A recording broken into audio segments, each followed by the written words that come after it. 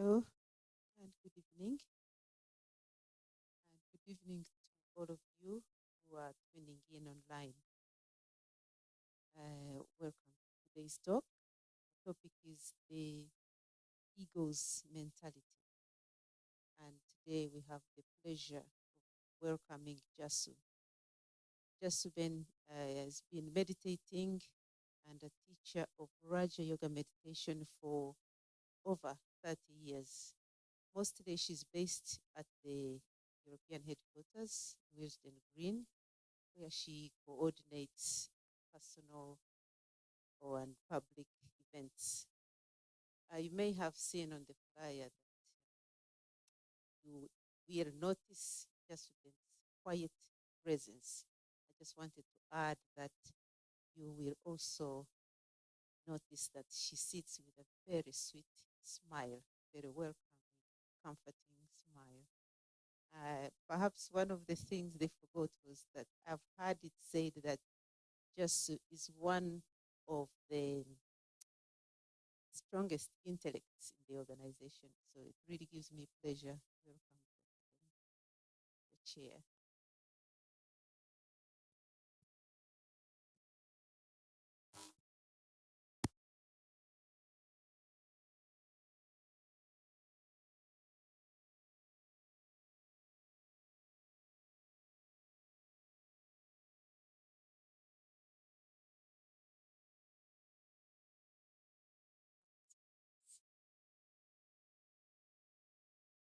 Shaban asked me to speak about this particular. Normally, they ask me, do you have a topic? And this time she said, this is the topic. So I said, well, let's see. We'll try to do something with it, something interesting with it. So the last few days, I've been trying to see some of the qualities, the traits of the eagle. Generally, when you look at the eagle, you see it flying so high in the sky, and you're just amazed by its beauty, the way it's able to fly so high. How is it able to do that? Really think about the eagle. It has so many different qualities. And just as a lion is the king of the jungle, the eagle is the king of the sky. And so the eagle is the king of all birds. And you can understand why. Because if you look at the eyes of the eagle, they're very penetrating. No? Eyes of the owl, the hawks, and the eagles. They're all like just wanting to get to their prey. The speciality of the eagle, one of them is said to be its vision, a clear vision. And it's able to see twice as far as a human eye. When you have a vision of 20/20, you can imagine how far you can see. Of course, in today's age, with everyone concentrating so much on the micro things with the mobile phones and the computers and constantly just focusing on that, the vision isn't 20/20. And most of the time, people having to wear glasses or lenses or something like that. But the vision of an owl, 20/20, we'll say 40/20, because it's able to see twice as far as a human eye. It said when it's flying up above, it can see things 5 kilometers away. And not only is it able to see it, it has a focus also. So even from up there, it's able to see the tiny ants and the bugs and everything, which a human eye might miss, but the eagle eye would actually be able to see it very clearly. This is why they always say, when someone's looking towards detail about everything, then they say that this person has an eagle eye. They're able to pick up everything. And so if someone's saying that you have an eagle eye, then it's a compliment that you're able to see all the finer details and then able to put things right very quickly. Otherwise, someone just looks at everything superficially and thinks, yes, everything is fine.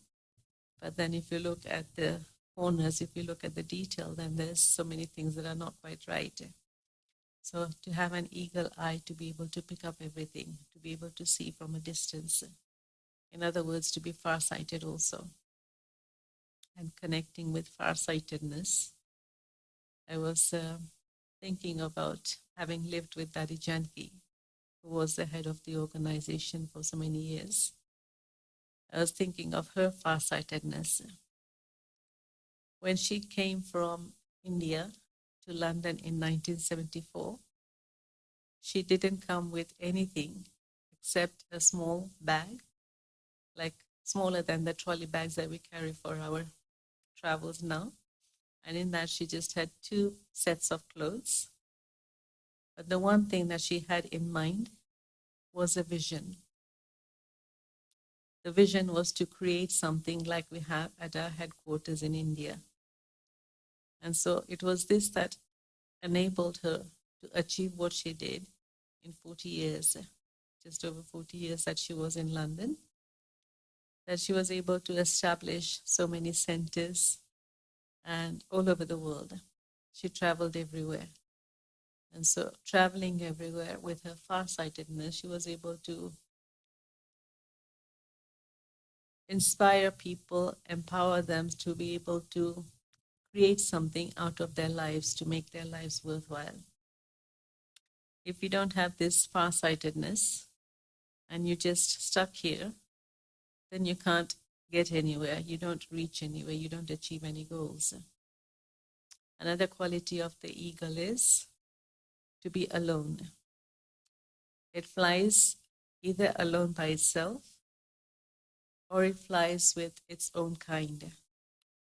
They say an eagle cannot be with turkeys, or it cannot be with the crows, the ones that are flying very low, that are not able to fly high. It's because they are not so narrow-minded. The eagles are very kind of vast in their outlook. They're very unlimited. And so if you were to be in the company of those who are narrow-minded, you can imagine what you'd become like. I'm sure you would have heard the story of I think it was the eagle that was brought up by the chicken because it didn't have its parents, so it was left down there. And so in the company of the chickens, it also felt that it itself was a chicken, and so doing everything like the chickens, and so not able to fly high or anything. And so when someone told the eagle, who was in the company of the chickens, to fly, he says, I can't fly because I'm like this chickens. But then they made him realize that you're actually an eagle, you're the king of the sky, and so you can soar high as you can. And so being empowered in this way, he was then able to fly high. So having the realization of who I am, I can then actually achieve greater heights. If I have a false illusion of who I am, then I'll only do whatever that illusion is telling me. And so I wouldn't be able to reach the great heights that I might otherwise be able to do. Understanding the self, looking at the farsightedness of the self. Every moment on this spiritual journey is a step forward. That is, if we're making progress. If we're not making progress, we're ending up going backwards. But the speciality of the eagle is it doesn't look back. It's always looking to the front. It never kind of turns around to look at the back to see what's happening.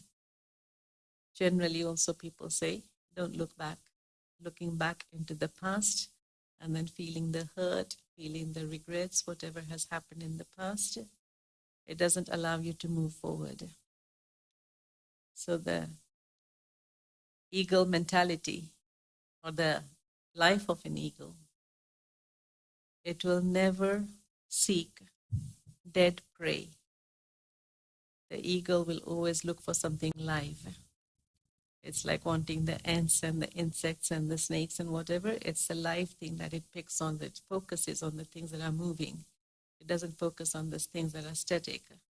It doesn't go anywhere near a corpse or anything because it doesn't like the energy of anything dead.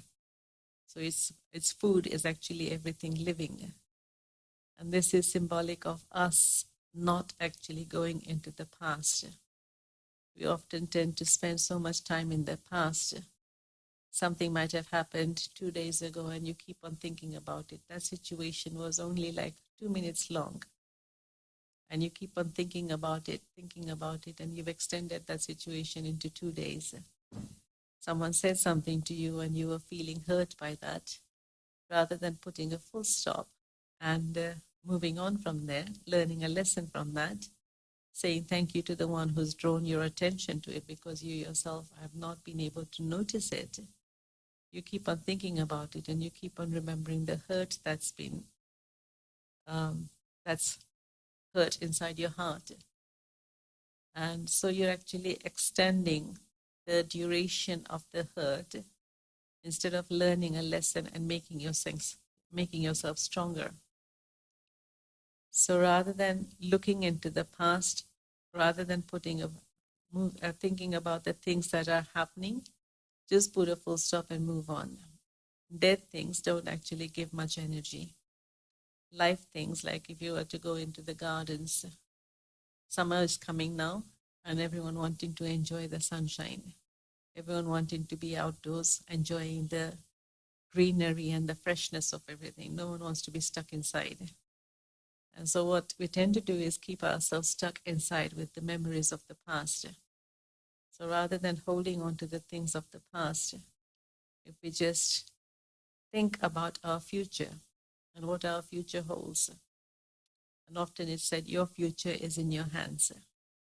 So it's actually up to you, whatever you want to achieve. It's possible for you to achieve because you have the greatest power. The power is the power of the mind, thought power. And so however much you want to achieve, you think about it and then you put it into practice. You'll be able to do that. There's no one who can stop you from doing that. The only thing that stops you is yourself, your own mind, by thinking negative, by thinking, I can't do this. It's a very important lesson. I can. Always think I can. If I can, then I can achieve. If I think I can't, then I'm just putting a full stop there, creating a barrier, not able to move forward at all. And so always thinking about being able to achieve whatever it is you want. And that happens with that focus and concentration. So with this clear vision of 2020, there's also the focus that goes with it, the concentration that goes with it. And so when you're thinking about the power of concentration, when you have that power, it allows you to achieve so much and you're able to do everything so successfully. If someone doesn't have that concentration, then it's like they're running around like a chicken without a head, moving around, running around everywhere, but not able to concentrate on anything, not able to achieve anything. Just imagine if you are cooking in the kitchen. I'm just giving examples of the things that I do normally, so because spending a lot of time in the kitchen. If I was to actually not have that focus on what I'm actually doing and trying to do 4 dishes at the same time, you can imagine what would happen. You have to put sugar into one thing and salt into another thing, and you might end up doing it the wrong way around. So something sweet will end up salty, and something salty will end up sweet. That's actually what happened the other day. Someone had prepared some curd cheese, and they were going to make a dessert out of it. And so they had actually mixed sugar with it, and I hadn't realized that they had mixed the sugar. But afterwards, someone said that you won't be able to get the right consistency with this type of the curd cheese. And so the brother who was doing the kneading, he left it aside. So then the next day I was again in the kitchen and I had to use it up. So I thought, let me just make some parathas, like the fried chapatis, with this thing stuffed in it. And it's meant to be a salty thing. So I put that curd cheese into that as a stuffing. And then I offered it to one of the sisters, and she was looking forward to it because it had chili in it, and she likes chilies. And then she ate it, and she said, "What have you put inside this?" And I said, "Just this curd cheese." And she said, "Have you tasted it?" I said, "No." She said, it's a sweet thing. I said, "I didn't put anything sweet in it." And then I realized what had happened. So you can imagine what happens if you're not concentrating, if you're not aware of what something in front of you is. And that's what ends up. Of course, it was still nice because it had a sweet and a chili flavor together, but just how things can go wrong. But just to be having that focus and concentration so that you're able to clearly catch the signals of everything happening around yourself. And again, coming back to this skill of concentration, one of my duties was to translate. I'm still translating, doing the written translation. But when Daddy was around, then I would have had to translate verbally. I've been here many times also translating for her. And whilst you're translating, the hall is full. There's so many people doing their own things. They're meant to be listening to the lecture, but instead of that, there are many things happening around them. Two of us are sitting here, Daddy's sitting here, I'm sitting here. And if I was to allow my mind to think about what this one is doing, what that one is doing, what that one is doing, I won't catch what Daddy is saying. Then I won't be able to translate accurately. And so to have that focus, to have that concentration such that even though I'm looking there, the mind is just tuned to the one, what she's saying, so that you're able to pick up what she's saying and then you're able to deliver the translation. Otherwise, she speaks 4 sentences and my mind is looking at everything that's happening around there. Then I'll be able to translate only 2 sentences and I wouldn't be able to do full justice to whatever Daddy is saying. So realizing that this actually is a gift in a sense that I've kind of received in doing the translation. As you're doing it, the experience of it and being given the opportunity to be able to translate. The more you do it, then of course the more practice you get, and practice makes perfect. And so in this way, it was helping me to develop my power of concentration. So on the one hand, people tell me that I'm a person who can't sit still for more than 5 minutes because there's always so much to do. But on the other hand, when something needs that focus and concentration, then I really thank Baba that he has given me this gift, that if there is a need, then you just carry on with what you have to do. And often if you're reading your novel or your book or whatever, even the Murli that you're reading, you get so intoxicated with it and you're just lost into that you don't realize what's happening around yourself because your mind is just focusing on this one thing. And so in this way, taking the benefit of that power of concentration and allowing yourself to just be in that stage of stillness, be with yourself.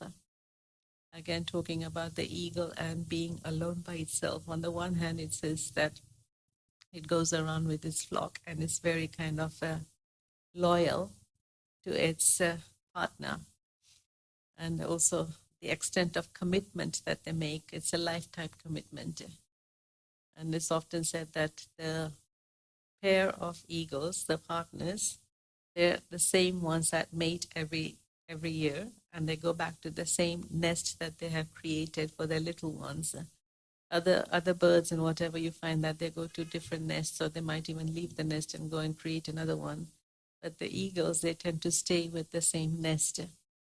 And the thing that I was reading up about the commitment, and I found this very fascinating, was before they actually find a partner, they actually have a test. And what they do is the male and the female eagles are flying, but the female eagle would throw a stick, and the male eagle has to catch the stick before it actually lands on the ground. And if it actually is able to catch the stick, then it's a signal for the female eagle that this person is very committed and will be very loyal to me. And so and this was just something that I read on the internet. I found it a bit strange, but anyway, that's the test that they have, and to realize whether this partner is going to be someone very loyal to me, and whether I'll be able to stick with that partner or not. So anyway, in this way, they find their partners, but then they stick to their partner. And once they're kind of found their partner, then they stay together. Another speciality of the eagle is the way they train their little ones. They've created this nest, but also the nest is not something of so much comfort. And the little ones stay in there, but then the parents are aware that if they keep the little ones in the nest for so long, then they're not going to be able to learn to fly. They won't want to leave that space. You can imagine you find yourself a comfortable place and then you're just sitting there. You don't want to move from there because you've created that comfort zone for yourself. So in the same way, the little eagles, the eaglets, they have their comfort zone there. But then what the parents do is take away some of the nest, the comfort, I think is the straws, whatever. They take away those things and making it uncomfortable for the little ones. And so they keep on doing that every so often. They take out some of those things so it becomes uncomfortable. And then as they become uncomfortable, they don't want to stay there anymore. And this is what enables them to leave the nest. And then that enables them to learn their flying. Because unless you leave your nest, you're not going to be able to fly. And so the parents train the little ones in this way to leave the nest and to be able to fly. So in the same way for ourselves also, we also have to leave our comfort zone to be able to grow. If you stay in your comfort zone, you're only going to do what you've always done and you'll only achieve what you've always achieved. If you actually step out of that comfort zone, then it's possible that you will be able to achieve a lot more. Because in your comfort zone, you'll only do what you're comfortable with, and you won't push yourself any further. But the moment you come out of your comfort zone, then you'll do something that you've never done before. And in this way, you'll learn an extra thing. It will be an extra skill that you develop. But if you just stay there doing just what you've always done, then you're not going to learn anything new. And so always staying in that, always coming out of your comfort zone to push yourself so that you achieve a lot more. Also, the thing that the eagles do is said to be the eternal, immortal birds, because they have such a long lifespan. And they have a long lifespan because they actually redevelop themselves. If we could do that and take on new skin, take on a new body, then that would be wonderful for ourselves also. But in a way, we are doing that because as soon as this body becomes old, it's not able to do anything, then the body gives up and the soul then changes a costume and moves on into another body. In the same way, the eagle, when its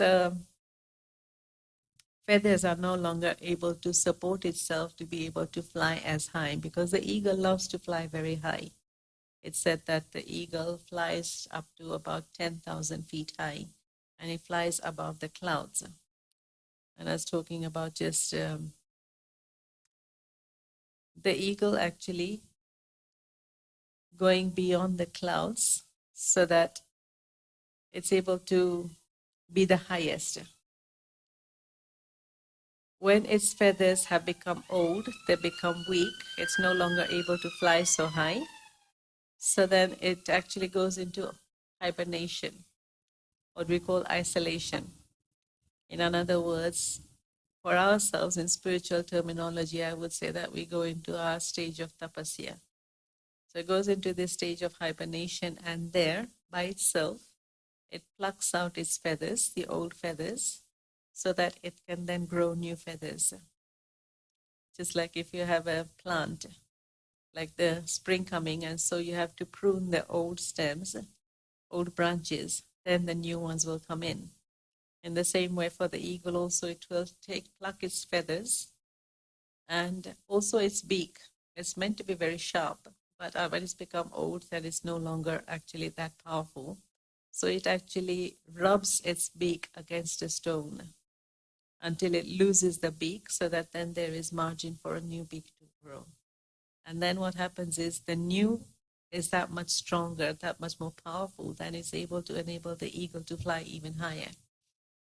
So for ourselves also, when we let go of this body consciousness and we come into this awareness of soul consciousness of who I truly am, when I become aware of myself as a soul, then I'm able to let go of all limitations, all restrictions and everything, and then I'm able to fly as far as I can, as high as I can. In this awareness of soul consciousness, I can achieve whatever I want. So being able to redevelop the self in that way. So here also on the spiritual path, we do that with ourselves, because having come to this spiritual path, it's as though we've taken a new birth. It's a new birth, new spiritual birth. And so everything of the past is forgotten. Whatever I used to do before in my life, I no longer continue in the same way, because if I did that, then I would still be stuck in the same place. But when I actually move on, then it's possible for me to reach greater heights, to achieve something more than what I might have thought possible. They always say, you must always dream. Only those who dream can achieve. If you don't even dream, then how can you achieve? And so always keep on thinking about what it is that you want to do next, what it is that you want to do next. Coming back to this thing about what next, this was one of the mantras of Daddy Janki. Every time we did something special, we would have a special big program in a big hall or something, gathering of 1,200, 1,400 like that. Or she'd get a new center somewhere in one of the cities or one of the countries. Having achieved that, that is not like, okay, I've achieved so much and you just be complacent and you sit there doing nothing. Her question always was, what next? And so as soon as you achieve something, then you think about, okay, what next? And it's because of this vision of what next that she was able to achieve so much. And if I just sit down thinking, okay, I've done so much, I don't need to do any more, then I'm not going to get any more. So there's really so many things about Daddy Janki that as I'm thinking about this, and even now as I'm speaking about it, it's coming to mind. I hadn't thought about it before, but it's just coming to mind, and I'm realizing how much of an eagle personality, being a king, like Daddy Janki, you always see her as an emperor. And so you can see the qualities of the emperor, the qualities of the eagle in Daddy Janki. One of the things that I was just now talking about was plucking its feathers and instilling that pain on itself to be able to renew itself. And I remember that Janki, from young age, she's been through so many different kinds of illnesses. Name it, and she's been through that kind of illness. She was an asthma patient from young age, but then she overcame that, and then she'd had many problems with her heart, and heart was okay actually, but she had thyroid problems and many other things, and always there was something or the other. 2-3 times it was like she's almost gone, but then it would be some miracle happening and she would come back to life. But every time that she was in this stage of illness, and it was really like she couldn't do anything, she was bedridden, then during that time she would be in this stage of isolation and in this stage of tapasya, whereby she would be just focused on her connection with God. And in that, it was as though there was some kind of renewal happening, some kind of re-energizing happening, so that whenever she came out of that illness, then she came out so much more powerful. She came out so much stronger. So the classes that she gave afterwards, like she might have been in silence for 4 or 5 days because the body wasn't well, and then she comes to class. the class that she gives would be such a powerful dose for everyone, because all the time that she was in bed, her mind would have been working on all these things, churning, and she would have been experimenting with those things spiritually. And she would come with such fabulous classes that it was really inspiring for all of us, empowering, that even though she was like some of us, if we're not feeling well, then all the time we're moaning and groaning, and rather than being in silence and allowing the body to heal, we would keep on thinking about the body suffering so much and in so much pain. But with her, it was like she would forget the pain, she would be in silence, and in that silence, she would then actually empower herself. And when she came out of that silence, she would empower all of us. So it was really beautiful the way that she would deal with the illnesses and everything. So the same way the eagle itself, inflicting this pain on itself to be able to renew itself so that it's then able to fly high. Talking about flying high, that high, but also when it dives down, it dives at such a speed, about 100 miles an hour. You can imagine when something's coming down that fast and so royally. It's such a beautiful scene when you see the birds gliding. It's like they make everything effortless. And so for us to make everything effortless, also to be able to take whatever comes in front of us as an opportunity. Often obstacles come, there'll be problems, there'll be situations that we can't face. But in dealing with those things, seeing those things as an opportunity, you're then actually able to learn from that and come out victorious. If you just think of that thing as an obstacle, then that thing will remain an obstacle. You won't be able to see beyond it. You won't find a solution to deal with an obstacle, and you'll be stuck. The eagles, they welcome the storms. All other birds, when it's raining, they look for shelter. They go on the branches and stay under the not under, but it's like they stay within the tree so that they're not actually having the rainwater falling on them. The eagle will go beyond the clouds even when there's the storm. It will go higher up as far as it can, and it actually uses the wind of the storm to be able to fly higher, because it doesn't need to make effort then, because the wind of the storm is enabling it, is pushing it to fly higher than it normally can. So taking advantage of that situation, able to fly higher. So for ourselves also, we have so many obstacles and so many things coming in front of them, but if we see all of that as a game, if we see that as an opportunity, it's a stepping stone for me to move forward. If I look at it in that way, then it's going to allow me to learn something from that, because we always said whenever something happens, you see what is your lesson in that, what's the lesson for you in that, and then move on from that. If I don't learn a lesson from something and just allow it to restrict me and tie me down, I won't be able to move forward. But once I've learned the lesson, because the same thing keeps on happening over and over again, that's because I haven't learned my lesson. If I learn my lesson, then it won't happen to me anymore, because by then I'll know how to deal with it. I've learned the lesson. I know what to do the next time that same situation happens. And so learning the lesson, able to move on from that, then you'll find that because you've learned your lesson, the same situation will not come. Then it will be another situation that comes and tests you. So in this way, actually seeing everything that comes in front of you as a game, seeing everything as an opportunity rather than an obstacle, and then allowing yourself to move forward from that.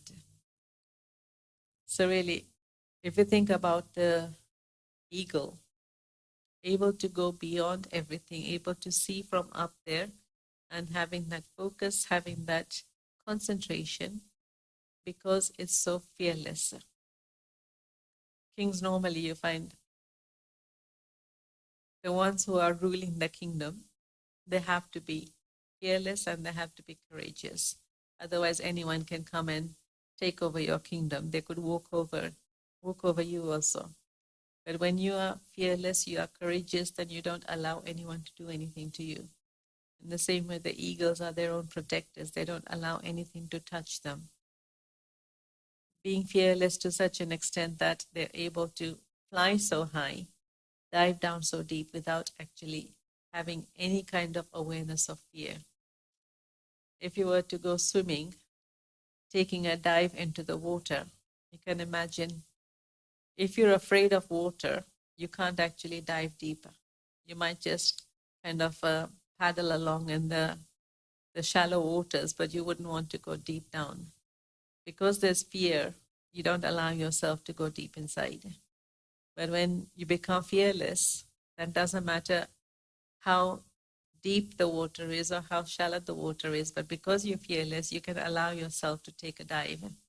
I'm sharing that because we went on a holiday last year, 2 years ago. But then one of the sisters said she's an expert swimmer, and she wanted to dive deep from we were in a ship, yeah, a big boat.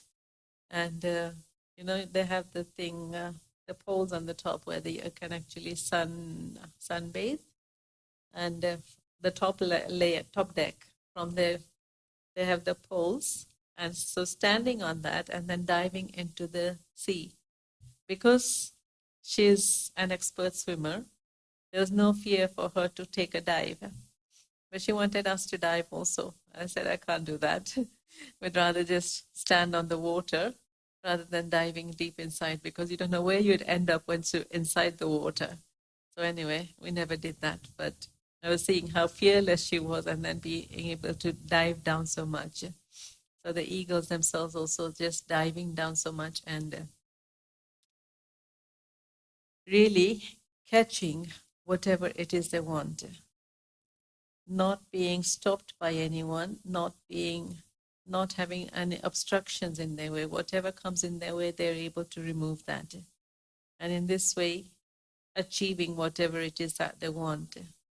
So for ourselves also, reaching our stage of perfection, reaching our stage, the highest stage that you want to achieve for yourself. I just continue to move on without looking backwards, having that clear focus, having that clear concentration, not allowing myself to be distracted by anything. Then I'll be able to achieve whatever it is that I need to achieve, whatever I want to achieve. So rather than looking back, looking at others, looking at what others are doing, concentrate on what it is that I need to do for myself. And then I'll be able to reach the highest destination that I have in mind for myself. Generally, people have the tendency to keep on looking at others, thinking what they're doing. And rather than looking at the self, they look at what others are doing. And then they try to correct you. But our aim is for me to correct myself rather than correcting others. Others will do whatever they have to do, and whatever they're doing is their own karma. But for me to actually look at myself, what is it that I need to change within myself, and then continue with that. If I need to bring about change in myself, no one else is going to do that for me. Yes, they can tell me about it, but it's still me that has to make the effort to bring about the change. And so being the masters of change, this is one of the titles of the eagles, that they're the masters of change management, because they actually go away into hibernation and then look after themselves until they come out completely new. You can take this positively, you can take this negatively. All these things that I've been talking about is said to be positive qualities, but then they said that it actually goes away from everyone else for 40 days. It stays by itself. On the one hand, it's good that it stays by itself, but then they said that it's leaving everyone else alone. It's not in the company of everyone else. Sometimes you actually have to isolate yourself to be able to give yourself that time and space. And over the last 2-3 years, I think we've all had this very powerful lesson with the COVID situation, that when someone's had that COVID, it's the isolation that's actually brought them out and made them stronger. Otherwise, you're kind of walking around doing all the things, even with this virus, and then you end up spreading the virus and it affects more and more people. So in this way, taking benefit of that isolation, being by yourself, and then coming out of that stronger than what you were before. In this way, it's like giving thanks to yourself for actually taking benefit of the time and space that's been given to you so that you're able to re-energize yourself. So when you come out stronger, you come out much more powerful, much more inspirational. I think for myself, it's the determination and the concentration that I see in myself as the qualities of the eagle.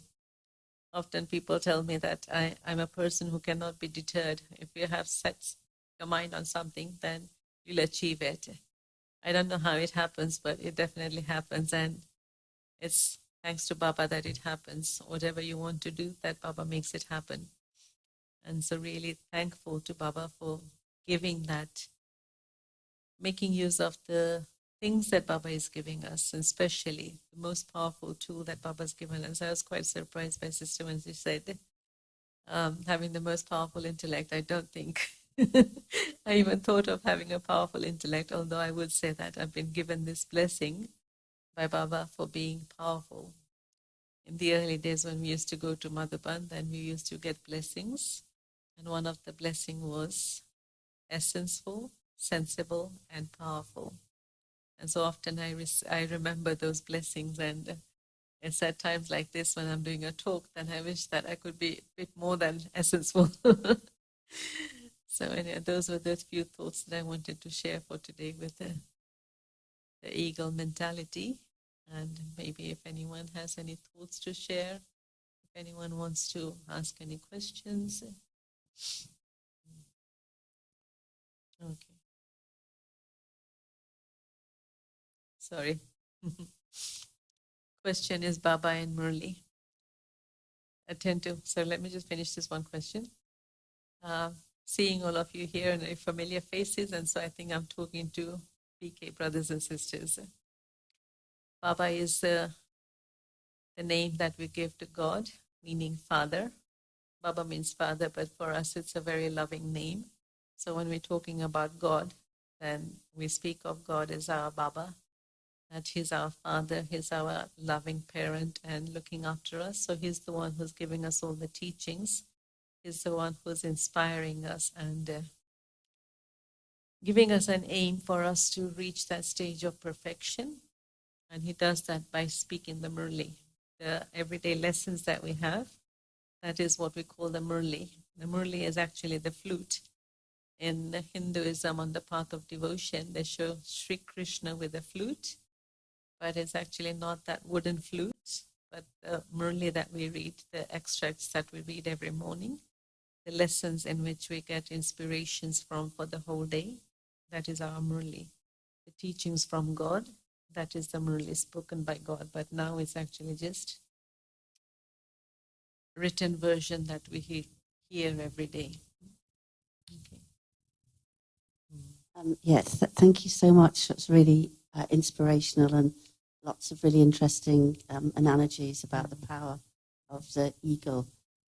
My question is, and you have sort of answered it. You've given strategies. What happens if you haven't learnt your lesson? What happens if your determination fails you and you feel stuck? And you've tried to employ the strategies that you've talked about, but you feel that you're stuck and you can't move forward. You want, intellectually, you want to move forward. Emotionally, you want to move forward. But changing is something that is difficult for you, for one person, perhaps, to achieve. And there's something that comes up in the affirmations a lot when I listen, which talks about minding your mind. What if you fail to mind your mind? If you don't have that level of determination and control, if that fails you, even if it's temporary, do you have any strategies for The advice? answer that comes to mind instantly is change the focus. And so if you're actually thinking about minding the mind and you're not able to mind the mind, then concentrate on the heart. What tends to happen is if you're just stuck on one thing and you're just giving energy to that one thing over and over again and it's not shifting, nothing is happening, then maybe it's time to actually just leave that aside and move on to something else. When you move on to something else, because you're not giving this thing that energy, then because it's not receiving energy, then it will sort itself out. If I concentrate on giving it that energy, thinking it's not happening, it will not happen. If I leave it aside, it will happen by itself. I remember someone had once asked Daddy a question, and they were saying that they just couldn't understand this concept about, say, I don't remember what the concept was, but it was one concept about Gyan, and they were saying that they just couldn't understand it. And so Daddy said, okay, just leave that, but you can understand other things. So concentrate on the things that you can understand. And once you start concentrating on the things that you're understanding, you'll actually find that there's a flow of energy that's allowing you to then move on. If you get stuck on one thing, then that doesn't allow the energy to flow, and then you can't move on, and you just remain stuck. But once you pick on something else that allows you to move on, then you'll find that once you've moved on, automatically something will happen to enable you to find a solution to what you were stuck with. If you're just concentrating on what you're stuck with, you'll end up being stuck. But just take something else and move on from there.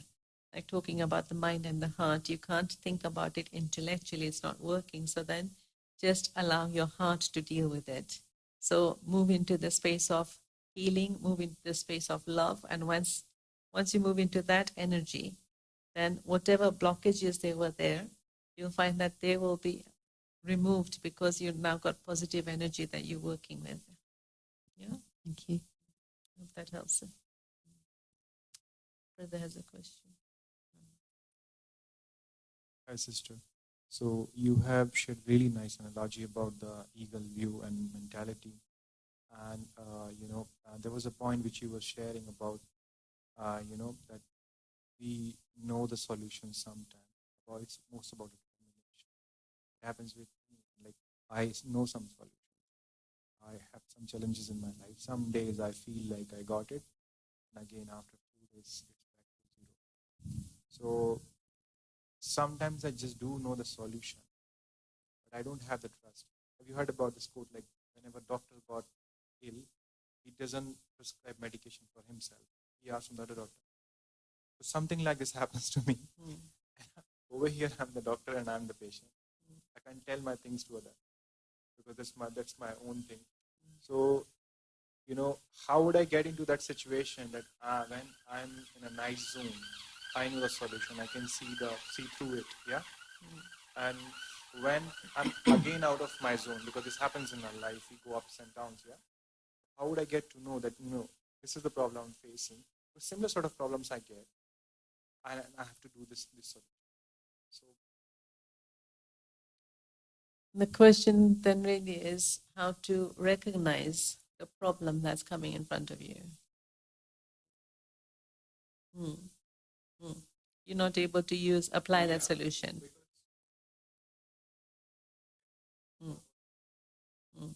You're not able to apply the solution here. But I think for that, you again need to actually think about what it is you want to achieve. The problems will always be there, and they'll stop you from achieving what you want. It's not necessary that you deal with the problem that's there in front of you. Like I mentioned, you can leave that problem aside and think of something else that's going to enable you. So if you think about, okay, I have this problem and I have to deal with this problem, then you're just going to keep on thinking about that problem and not allow yourself to think any wider. And this is what means narrow-minded, that you just concentrate on that one problem. Life isn't just one problem. There's many things in life. And so if there's a problem that's not allowing me to move forward, then let me learn something from that I put it aside. I don't forget it. I don't ignore it. I just put it aside for a moment. And I concentrate on the solutions that I know are working for me. The solutions that are working for me will definitely enable me to move forward. They're not going to take me backwards. So once I start moving forward, then I can again go back to the problem that was there. When you're moving forward and you're in a positive frame of mind, then you'll be able to see the problem in a different angle. If I'm looking at the problem just from here, it's always going to be the same problem. If I look at the problem from that side, it's going to be a different problem. It's the same problem, but I'm looking at it from a different angle. So when I actually change my direction, I'm able to see the problem from a different angle, and then it's going to allow me to find the solution that is required for me. Otherwise, I'm always looking at it from the same angle and I'm seeing the same thing, and then I feel I'm getting stuck in that. This is why the ego's view from the top, you're able to see the 360-degree angle, everything around yourself. But if you, I'm sure you've heard in the course whereby they're talking about two people, they're asked to describe something that's kept here in front of them. One person is saying it's white, one person is saying it's black. Both of them are correct. But what it is this object is half black and half white. And so that's why this person is seeing it as white, this person is seeing it as black. This one can't say that you are wrong because I'm only seeing black. He can't see the other side of it. And the other way, this one cannot say that it's white because the whole thing white. Both of them are seeing it from different angles and both are correct. So if I change my direction a little bit, then I'll be able to see a different angle, then I'll be able to find a different solution. Yeah.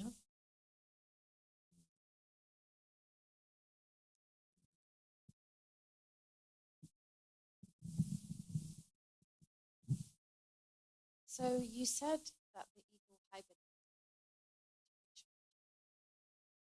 All the other birds get upset with that recharge.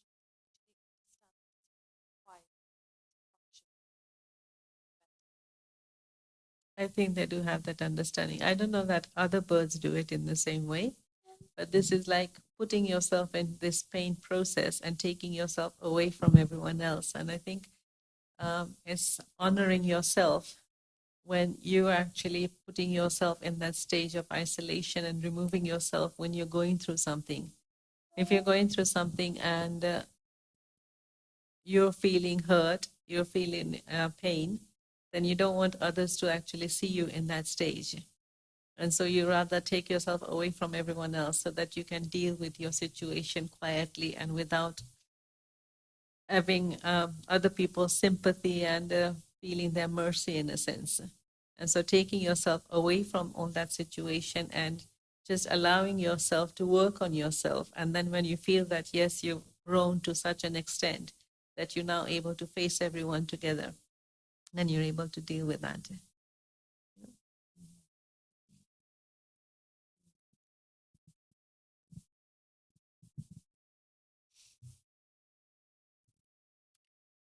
No more questions. If you have, it's fine, but anyway.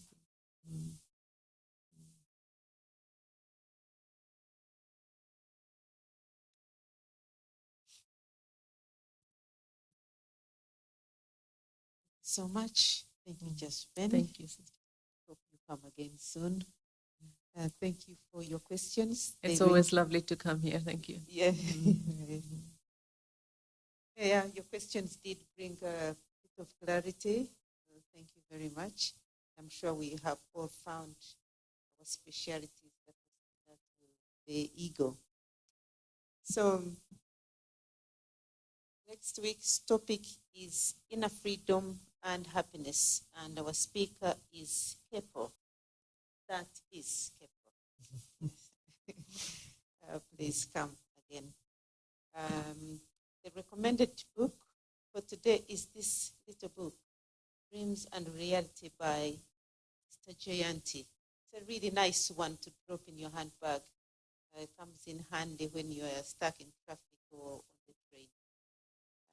So we'll have a meditation. The bookstore will be open. If you want to come browse, we're going to have a meditation. I want to thank you again for coming and thank you all for watching. Have a good night.